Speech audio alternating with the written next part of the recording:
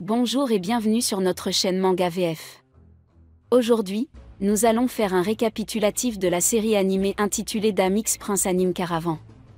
Épisode 1, l'anime commence avec notre héroïne, Annie, la princesse d'un pays appelé Hinako. Elle se rend dans un autre pays avec son charmant chevalier, Théo, pour signer un traité de paix à la place de son père. En arrivant, Annie regarde le château et dit à Théo que le château est énorme et que s'ils envahissent Hinako, ils n'auront aucune chance contre eux. Théo est d'accord et dit que c'est vrai, puisqu'il est le seul chevalier d'Hinako après tout. En attendant de signer le traité de paix, Annie rencontre de nouvelles personnes hautes en couleur, tout d'abord le charmant prince de Serenfalan, le prince Lusé Sélène Elphilizar, et le mystérieux Chromrem, le premier ministre de Serenfalan, mais soudain, une énorme explosion se produit et de la fumée sort un type dans une pose bizarre, ce type est Narek, le prince de Mylidonia. Il commence immédiatement à se vanter et dit qu'il voit que tout le monde admire sa gloire. Mais Annie dit à Narek qu'elle n'a aucune idée de qui il est et ce garçon est pris au dépourvu, mais sa fierté ne lui permet pas d'admettre qu'elle ne le connaît pas.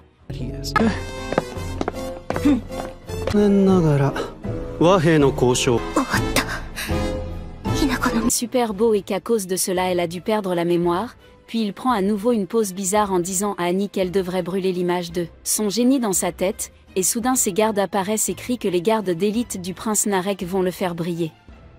L'un des gardes utilise un miroir pour s'assurer que la lumière du soleil tombe bien sur Narek et l'autre l'asperge de fleurs. Le prince Narek donne ensuite un portrait de lui à Annie, et Annie dit qu'il a l'air cher, pendant qu'elle réfléchit à ce qu'elle doit faire, doit-elle le vendre ? Quoi qu'il en soit, comme Narek est stupide, il s'enfuit et le traité de paix ne peut apparemment pas être signé. Cependant, les diplomates de Mylidonia arrivent et signent le traité pour Narek, et la tâche d'Annie est terminée. Elle va se détendre en buvant du thé et rencontre l'aristocrate de Mylidonia, Vino. Et oui, il est tout aussi ridicule que Narek. Notre princesse et son chevalier retournent à Hinako où nous rencontrons les parents d'Annie. Son père dit qu'il l'a envoyé parce qu'il est malade. Oh,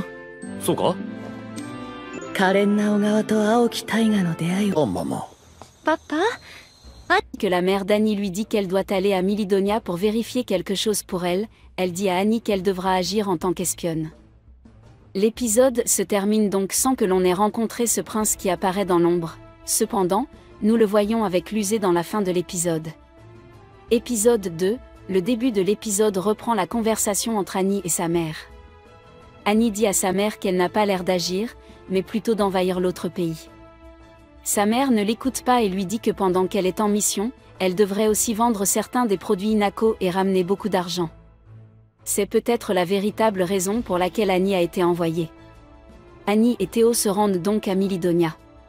Avant leur départ, le père d'Annie lui offre un objet en forme d'œuf qui abriterait le gardien de la famille, le griffon.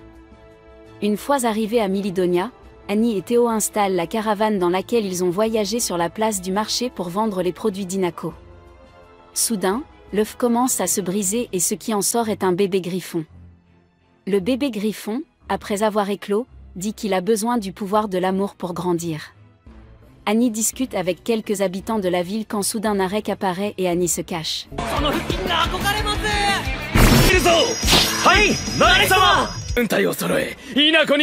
Ce qui signifie qu'Annie est en danger. Théo part donc à la recherche d'Annie et nous ne le voyons plus pendant le reste de l'épisode. Annie se retrouve donc seule face à un homme qui lui crie dessus parce que sa caravane se trouve à un endroit précis. Annie essaie de réfléchir à ce qu'elle doit faire lorsque Vino vient à sa rescousse. Vino dit qu'il n'est qu'un homme qui ne peut s'empêcher de trouver adorables toutes les petites fleurs du monde. Il ajoute que toutes les filles du monde sont des petites fleurs. En entendant cela, tout le monde commence à l'applaudir et à l'admirer, puis Vino dit à Annie qu'il pense qu'elle est spéciale. Pendant ce temps, Annie pense qu'elle ne comprend pas du tout Vino. Vino invite alors Annie à rester dans son manoir pour sa visite. Annie refuse, disant qu'elle a sa caravane, mais Vino insiste. Vino est très hospitalier et donne à Annie sa chambre et même 2 servantes personnelles. Cependant, Narek vient lui rendre visite, et, bien sûr, les choses deviennent un peu folles. Narek veut à nouveau offrir un de ses portraits à Annie. Le couloir est rempli de portraits de Narek ou du toit. Il demande à Annie ce qu'elle pense de ce couloir. Puis Narek lui montre un portrait et lui dit que c'est celui qu'il préfère. Narek fait séjourner Annie dans son château sans lui demander son avis, les deux servantes. Cela énerve Annie, car le licenciement des servantes signifie qu'elles ne peuvent pas trouver d'autre emploi après avoir été renvoyées. Annie tente d'expliquer cela à Narek, mais celui-ci ne l'écoute pas. Il ne comprend que lorsque Vino lui explique la situation d'une manière qu'il peut comprendre. Après avoir réfléchi un peu, les deux femmes de chambre sont réembauchées. Les deux servantes sont réengagées comme servantes personnelles d'Annie dans le château. Annie en est très heureuse et remercie Narek. Le prince Milidonien décide de ne pas lancer sa première campagne militaire contre Hinako. Épisode 3. L'épisode 3 commence par une séquence de filles magiques. Une fille magique apparaît, et dit que tout ce qui existe peut être résolu par la magie, et que c'est elle, The Révéreme, la vénère et s'agenouille devant elle. Cependant, il s'avère rapidement que ce n'était qu'un scénario dans le manga que ce prince renfermé lisait. La princesse Annie reçoit une invitation du pays de Serenphalan pour assister au couronnement du prince Lusé. À son arrivée, elle est chargée par le premier ministre, Chrome, d'aider aux préparatifs. Alors qu'elle nettoie le château, Annie aperçoit une marionnette en train de préparer un plateau de nourriture finie. Elle interroge le prince et le premier ministre à ce sujet. Il lui parle du frère de Lusé, le second prince, Mar, et lui explique que Mar est complètement renfermé. Il lui demande si elle peut convaincre Mar d'assister au couronnement de Lusé, ce qu'elle accepte. C'est ainsi que commence la quête d'Annie pour se lier d'amitié avec Mar. Les premières tentatives d'Annie pour convaincre Mar se soldent par des échecs. Le premier ministre punit quelqu'un et l'autre garçon dit au premier ministre qu'aujourd'hui il doit rencontrer une fille et que c'est pour cela qu'il a changé d'équipe sans permission, tandis qu'Annie, qui regarde tout cela, pense qu'elle a peut-être vu quelque chose qu'elle n'aurait pas dû. Ensuite, Annie se promène en ville avec le prince Lusé. Une averse survient soudain et ils sont immédiatement emmenés sous une tente de fortune pour que Lusé ne soit pas mouillé. Mais les rues sont encore humides, alors tous les gens se couchent en ligne et font un pont pour le prince, juste pour qu'il ne soit pas mouillé. Pendant ce temps, Annie est choquée par le comportement de ces gens. Annie continue d'essayer de se lier d'amitié avec Mar en faisant appel à son intérêt pour une certaine fille magique, Kuaran. Annie finit par se lier d'amitié avec Mar, et l'aide à concevoir une tenue pour le couronnement de son frère. Pendant le couronnement, une éclipse solaire se produit à l'insu de la population, qui s'affole en prétendant que le phénomène est de mauvais augure. Le prince Mar apparaît soudain devant eux et leur explique que l'éclipse solaire est un phénomène naturel et qu'il ne s'agit pas d'un mauvais présage. Le soleil revient et les gens sont soulagés.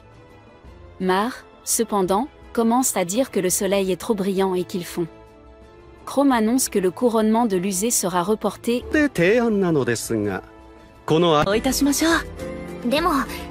Épisode 4, Annie travaille dans les champs d'Hinako à partir de l'épisode 4.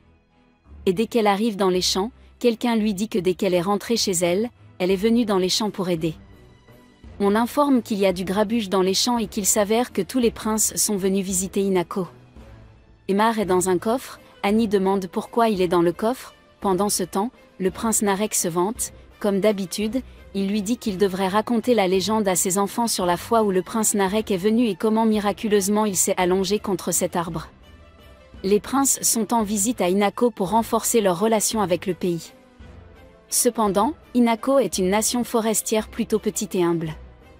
Après avoir montré aux princes leur chambre, Annie leur offre un grand repas composé des meilleurs plats d'Hinako. Cependant, tous les princes commencent à se plaindre de la nourriture. Bien qu'Annie ait fait de son mieux, le prince Narek déclare que cette nourriture n'est même pas comparable à celle de la cousine de Milidonia, et qu'elle est même minable. Comment ont-ils pu le nourrir ainsi? Il ne le lui pardonnera pas.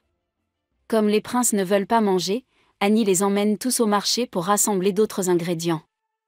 De nombreuses manigances se produisent, les villageois ont pitié de Narek pour son mauvais goût vestimentaire, ils donnent tout à Lusé en raison de sa présence étincelante, et une compétition d'amélioration de la place du marché oppose Lusé et Narek.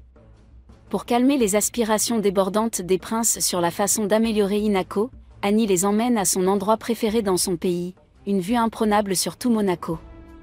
Là, les princes commencent à comprendre la nature humble d'Hinako et à quel point une vie simple peut être un véritable luxe. Annie dit que même s'ils n'ont pas beaucoup de luxe à Hinako, C'est leur maison et elle aime tous ceux qui y vivent. Et Narek combat un sanglier juste après. Mais alors que le sanglier l'attaque, il monte sur un arbre et le sanglier heurte l'arbre, ce qui lui fait perdre ses sens. Le prince Narek dit qu'avec un peu de préparation, ils auraient pu chasser ce sanglier plus efficacement. Les princes retournent au château et mangent joyeusement. L'épisode se termine et Annie est priée d'accompagner les princes dans leur tournée des autres nations. Et c'est tout pour aujourd'hui. Si vous avez aimé ce récapitulatif et que vous voulez d'autres récapitulatifs de ce genre, abonnez-vous à notre chaîne.